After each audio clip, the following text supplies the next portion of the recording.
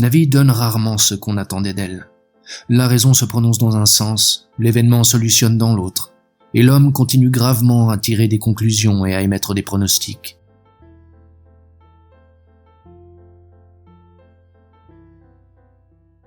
De ce qu'un petit fils d'Adam venu au monde sans malice est juste bon à rincer des bouteilles ou à balayer les lieux, il ne s'ensuit pas logiquement qu'on doive le laisser crever de faim toute sa vie. C'est à l'homme à réparer, lorsque ses moyens le lui permettent, les petites injustices du bon Dieu.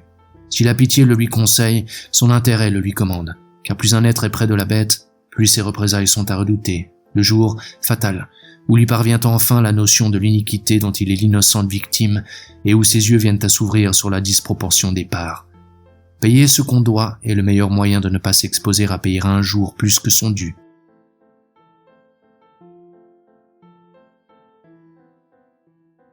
Je ne suis pas éloigné de penser que nos yeux seraient ouverts à bien des évidences si l'épouvante de la mort ne nous les couvrait d'un bandeau.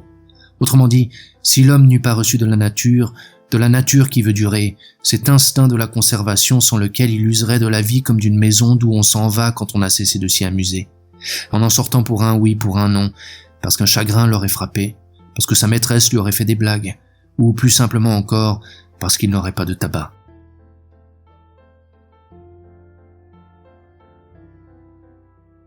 Peut-être est-on fondé à reprocher au bon Dieu d'avoir fait les hommes mauvais, mais il le faut louer sans réserve d'avoir placé en contrepoint à leur méchanceté probable, leur extraordinaire bêtise qui, elle, ne fait aucun doute.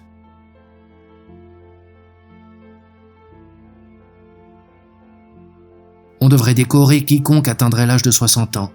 La vanité des hommes est telle que la plupart d'entre eux, au lieu de courir la gueuse, de boire comme des trous et de faire les polichinelles, pratiqueraient la sobriété, la sagesse et la continence, dans l'espoir de devenir vieux et d'avoir la croix d'honneur.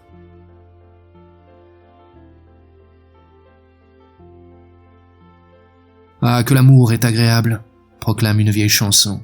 Elle a raison, il est agréable en effet, bien moins d'ailleurs pour ce qu'il donne que pour ce qu'on en espère.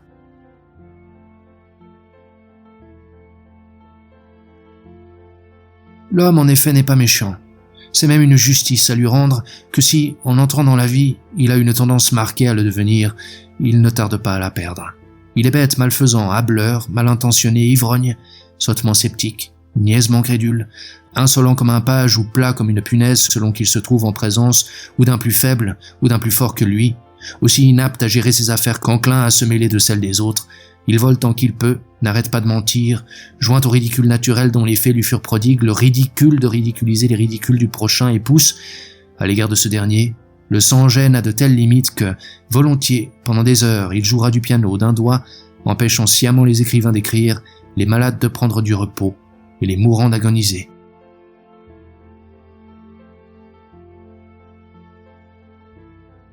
Il y a des moments où, si je m'écoutais, je me promènerais par les rues avec un chapeau haute forme à l'avant duquel serait fixé un écriteau portant en grande capitale cet alexandrin bien scandé. Je ne crois pas à un mot de toutes ces histoires. Quelles histoires? Toutes les histoires, les hommes, les femmes, les amis, la sagesse, les vertus, l'expérience, les juges, les prêtres, les médecins, le bien, le mal, le faux, le vrai, les choses dont on vous dit « faites-les », celles dont on vous dit « ne les faites pas », etc., etc. Je me retiens parce que j'ai gardé, je suis assez bête pour ça, le souci du qu'en dira-t-on, la peur de me faire remarquer des gens que je ne connais pas. N'importe, plus j'avance dans la vie, plus je ne crois qu'à ce que je ne comprends pas, et plus me parvient le sens obscur du mot « credo quia absurdum », qui, prêté à saint Augustin, n'est naturellement pas de lui.